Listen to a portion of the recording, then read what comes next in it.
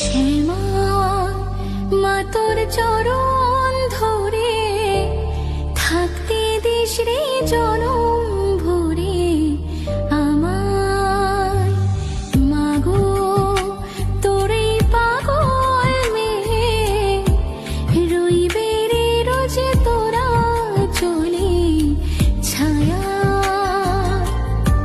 তুই নাকি মা সর্বজনী, তোর কাছে নয় কিছুই কঠিন। তোর ওই দুটি চরণ তলে থাকবো জীবন। শ্যামা মা তোর চরণ